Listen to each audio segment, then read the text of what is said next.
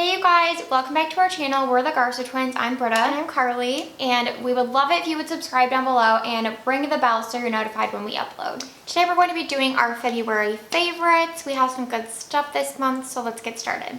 Okay, so we love non-aerosol, like powder dry shampoo. We've been using it for years. And up until now, we've used pretty much like the Kristen S fragrance free. It's been, and like the R & Co have been our go-to. For like a year, and the R & Co for maybe like a year and a half. Yeah, but Trader Joe's just released their dry shampoo, and it's my new favorite. Yeah, I really love the new Odell dry shampoo, but we just got that. We've had this longer, so still testing to see. It's so good. I love that it's a powder, but it's almost like a bit of a thicker powder than other powder dry shampoos I've used, so I feel like it adds volume and soaks up oil, but it still rubs into the scalp nicely, so you're not left with like a powdery residue, and it just like adds a bit of, like I said, volume and oil absorption, which is what I want in a dry shampoo. And the smell is really nice. Yeah, it kind of smells a bit citrusy, but also like, it kind of smells maybe like Velvetier? I think it's kind of like a more masculine Yeah, like scent. masculine, but with like a hint of citrus. Yeah, but I think they did a great job. They could have easily put like a nasty floral fragrance in this, which would have been so off-putting for me. Oh yeah, citrus lemon. Is that what it says? Well, at the bottom. And then I don't know what the fragrance is. Yeah. I love the scent. I think it's really like nice, refreshing. Like this is a scent that I want in a hair care product. Yeah, it's nice. So I love it. I feel like for $5, I really want to stock up on this because I'm hoping it's got to be permanent, don't you think? Yeah, but it's gotta last forever. I guess. Like Kristen S one I use so much, and I still have like half a thing. Yeah, you're right, but I'm just like paranoid that this is gonna go away someday, and it's like my new holy grail dry shampoo. So we had to talk about it because the price point is literally unbeatable and the performance is amazing. So go pick this up if you have a Trader Joe's near you, and if you don't, I feel really bad because I know. Because we talk about them all the time. I know, if you watch our videos, you're probably so sick of hearing about Trader Joe's if you don't have one, but thank you for watching them anyway.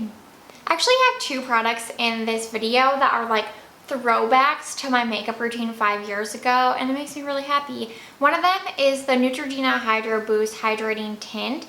We love this stuff. We've raved about it in recent videos, like our Get Ready, I think we talked about it. We talked about it in a weekly phase, right? Yeah, and you guys want to know what shade we are. We're Nude 40. Yes, we're Nude 40. Like I said, we wore this like 5 or 6 years ago, like right when we first moved to LA.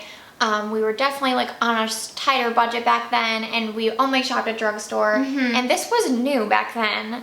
Yeah. And we both loved it and wore it every single day, loved it. And then, you know, you just try new foundations and get away from it. But we both picked it up probably like 4 months ago. Yeah. But then, I think we explained this, but we like got this I think in November, maybe October, but then we skipped December favorites because we filmed 2020 favorites, and then we filmed January, and then I'm like, I don't think we've talked about the skin tint. Yeah. Even though we've both been wearing it like nearly every day for like 3 or 4 months. Yeah. So I had to mention it because it's the best. It is so good. I'm wearing it today actually. I'm wearing it today too. It's definitely our favorite, or my favorite. Would you say it's like drugstore complexion? 100%. Yeah. Yeah. It's really thin and comfortable on the skin. It looks really thick when you first apply it. It's very I can show you the moussey. applicator. Yeah, it has like a moussey texture, so it looks really thick when you first apply it on your face. But when you start to blend it out, it's like the coverage at first looks like it's not really there, and you're like, what's happening? Well, it is pretty light. Yeah, but then you blend it out, and the coverage just kind of appears. It's very odd. It like appears, and then it thins out. Like it kind of like melts with your skin and looks like skin, but not too dewy at all, but not really too matte. It's like a demi like satin finish, I'd say. Yeah, it's definitely hydrating though. Like they say, it's like the hydrating tint. So I feel like your skin looks hydrated. I wouldn't say it's matte at all. Yeah, but it's not really dewy. No, either. it just looks fresh. Yeah, it's so good, you guys. It's really good. We are paranoid. There's a lot of silicones in this. Oh, so really? That's probably why it looks so yeah, good. so I think that's why it makes your skin look like really smooth. It doesn't emphasize fine lines at all. It's like Carly said, the perfect amount of coverage. It looks really sheer when you put it on, but once it like meshes in with your skin, it just gives you like a very nice smooth layer of coverage. Yeah, so I guess it's not very clean if you want something like silicone free, but we love it. We're very paranoid that now it's been around a long time and we don't know if it's very popular, and like we really don't want them to discontinue. Yeah, we have to stock up, honestly. Yeah. Oh, I know. It's beautiful. It's really good. Okay, and another foundation favorite this month is the Makeup Forever Reboot Foundation. I did a full review on this, so I'm not going to talk about it too long. I'll link that below. But this is a new discovery for me. I got it at Sephora. I'm in the shade Y244. I love this. Similar to the Neutrogena, this just really smooths out my complexion. It does not accentuate fine lines. It's definitely thinner than the Neutrogena. I used 2 pumps of this, and it's a pretty fluid formula, so I can blend it in with a sponge really, really quickly, and it definitely just gives you like a nice glowy base that makes your skin look hydrated, similar to the other one. The coverage on this is a little bit higher than the Neutrogena, I would say. It's more of a typical foundation where like this one is, like they call it a tint. So I feel like it's meant to be like a little less coverage. But I've really been loving this. As far as foundations go, like actual foundations, this has to be my new favorite. I feel like I've decluttered a lot recently that I just don't really use. And this one I feel like I'll have in my arsenal for a while because it really does like help to just even up the complexion, cover, you know, cover as I need. And then it says it hydrates, evens out, and firms. So it does everything I want it to, and I really love it, and I think the price point is really good for a foundation at Sephora. Okay, the other product that I also have spoken about in recent weekly favorites that I have rediscovered is the Ordinary Cold Pressed Rosehip Seed Oil. This is another one that we both used to use like 5 years ago. We wore it under, again, same thing, when it like first came out, we wore it under all of our complexion products. Oh, it's a little oily. On all of our complexion products, and we just loved how it looked because to me this is an oil that goes on like pretty oily, but within like seconds it really starts to like soak into your skin. Yeah. And it leaves your skin with like a little bit of a sheen to give you like an inner glow, but it doesn't look oily. I don't know how it works because it's definitely not like a dry oil, but it just gives the skin like the most perfect glow. It has a little bit of a medicinal smell. If you're not into that, that might throw you off. But it's such a beautiful oil. It's supposed to have like anti-aging benefits too. Yeah. I really think it hydrates my skin well. So I've been using this day and night now, and I'm mad that I didn't repurchase it sooner because I feel like it's such a versatile oil and it's just really beautiful and it's really affordable. It's like $10 and now you can get it at Sephora. Yeah. Okay, another affordable skincare product from Sephora that I got recently is the Inkless Oat Cleansing Balm. A lot of people on YouTube talked about this. I ran out of my pharmacy, Green Clean, and wanted a new cleansing balm, and this one, like I said, was affordable, had rave reviews, so I decided to try it. First of all, I love the tube packaging. I think all cleansing balms should be in a tube. I don't really love the jar format because even if it comes with a little spatula for sanitary reasons, it takes a lot longer to like scoop it out, you know, twist the jar cap back on. This is so effortless. You just open it, squeeze it into your hands. And I really love this. I think it's really effective at removing makeup or sunscreen before going in with a cleanser and washing your face. I think that it's really hydrating. Like, I feel like it doesn't disrupt my makeup at all. I think that if you have oily skin, you might not like this as much. This is definitely, for, in my opinion, more for dry skin because it is like very balm-like. So as you're rubbing it and even as you're washing it, not like I don't want to say it leaves a residue, but it's a thick balm. I feel like the pharmacy and other cleansing balms I've used turn into like a true oil, so it doesn't feel as like thick on your skin, if that makes sense, just more like an oil, and this kind of remains more like a balm. So as you're rubbing it around your face, it feels very thick, but it does rinse off really well. So I just want to put that disclaimer out there because if you have really oily skin, you might not like the extra bit of balmy oiliness on your face.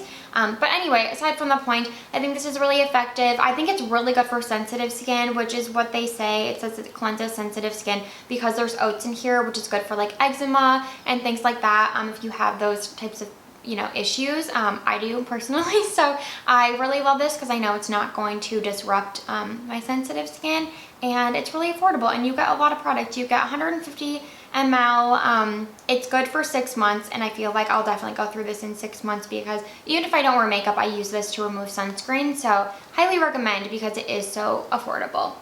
Okay, I really have to watch this today looking at it. Mine's really gross too. But this is the Merit Beauty. So Merit's a new brand at Sephora, complexion brush, right? And #1 brush. Yeah, so they launched it with their complexion stick, which it works really well with that, but we've been using it with like everything. Like I use it with the Neutrogena. I use it with like basically any complexion product. It has a really nice short handle, so it's like very easy to grip onto. The brush reminds me of the MAC, what is the MAC brush? Oh, what is it called?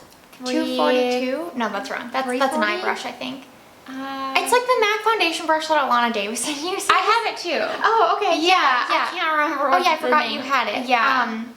Yeah, well, it looks like that shape, so I know it's a really popular brush, that's why I'm referencing it, so you guys can understand what the shape looks like. It's an angled but very dense foundation brush. But this is softer than that just because I use both, so I think that is really good. If you have like a stick foundation, I would go with that probably. Or, I mean, you could use this because this works really well with the Minimalist, but yeah, it's very soft. It's really, really soft, so I love to use it with like the Neutrogena, something moussey, but I can use it with like a liquid foundation too.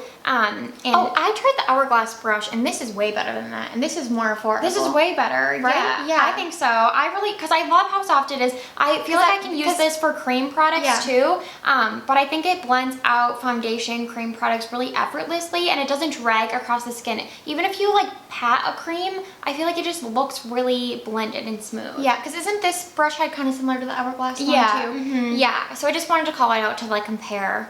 And I also think a lot of times when brands launch with brushes, they're so overlooked because you're kind of focused on the product assortment, and you don't really like, oh, they have a brush, okay. But like I think the same thing happened with Fenty, where people were like, oh, why do they have brushes? And a lot of people like the Fenty brushes. Yeah, and same thing with the Rare Beauty one. Yeah, same. So well, they get overlooked, so that's why we wanted to call it out because. And I know it's pricey, so if you're not in the market for like a new foundation brush, but this is the only one I've really been using like since I got it. So I wanted to call it out. Just because it's like the softest brush I think I've ever used. Yeah, it's good. Okay, next up is the true winner of this month, I feel like. Yeah. It's the Jones Road Mascara. I think we talked about this, in our last weekly favorites. But I have truly fallen in love with this mascara. I cannot get over it. Me too. I'm like upset that I'm going to have to keep purchasing it. Yeah. They sent this to us, thankfully, because we're so cheap with the mascaras.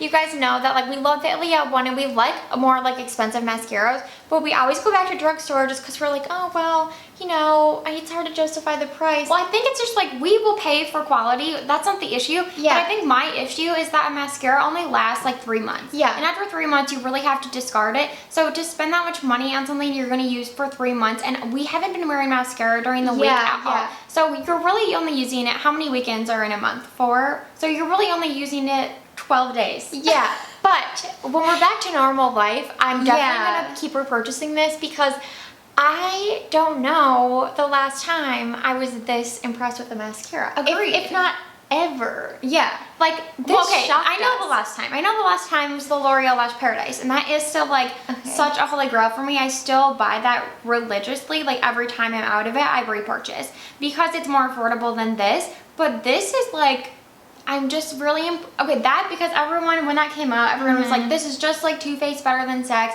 It's just like a dupe," which I don't agree with. I like it way more than the Too Faced mascara. But the wand is pretty standard. This wand is what I'm really impressed with. Oh, I think I filmed a clip last week of me applying it, so I'll insert it here so you guys can see. Wonderful news. I forgot that I did that because I was so impressed that I wanted to. Oh yeah, I have it. See. Okay. Cool. Okay, so I'll insert weird a background, clip. but that's fine. Yeah, it's fine. I'll insert a clip of me applying it so you guys can see what the brush looks like and see how it goes on because it's just. Well, I mean, the brush is really fat, but don't be intimidated by it because I usually don't like fat brushes like this either. But because it has such a direct curve, I feel like it really hugs the lash line. And it is messy, but most mascaras are messy on me. I actually don't think it's messy. It's not as messy as others because of the curve. Like it really like hugs. Oh, I just touched my lashes. It really hugs the lashes. It coats really evenly. It's like dry without being too dry, wet without being too wet. You can build it up really nicely. Like I built it up a lot today. Yeah, I'm looking at Berta's lashes. Like they look incredible. It gives you like false lash effect. Like it looks black and it looks fluffy, but also a ton of volume, which I love, like a fluttery, fluffy lash look. Like even if it doesn't give me a lot of volume, because I think that looks so pretty. But I'm just shocked that this looks like fluttery and pretty, but also a ton of volume. Really dramatic. And it's a clean, this is a clean brand, so I think this is a clean mascara. Yeah, it's EDTA free, which is really hard to formulate. We're so impressed. I'm sorry for like going on and on, but I mean, we were like just so surprised. Yeah, and we love mascara, and like I love trying new mascaras, and there's so many that I try and I feel like I never talk about because I don't like them.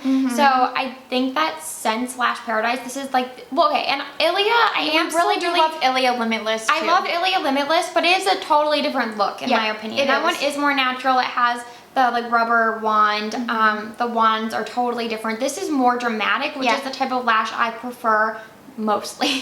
So I freaking love this. I'm so excited about it. Yeah, it's too good, you guys. And I will say mascara is very personal, so it's always hard when we recommend one because, you know, you could buy it and be like, oh, I didn't really like that mascara, like it didn't work for my lashes, and that's totally like warranted. But that would like make me feel so bad if we're raving about it, you guys try it and then hate it. I know. Awful. I'm just saying, mascara I feel like is very personal, like fragrance. You know, it's like something that everyone's lashes are so different, but we love this so much. So it's really good. Popped up in black. I feel like I manifested this for myself. It was wild because then I was like, oh, I'm gonna get them too because I really don't have any mules that like have held up. My Madewell ones I've had for 3 years. They held up nicely, like structure wise, but they just look beaten up. Yeah. So I wanted a new pair. So I went to go order them and then forgot I had a gift card from like last Christmas. So I used that towards these. Yeah. So it really worked out. But regardless, if you pay full price, it's worth the money. I feel like the quality of these is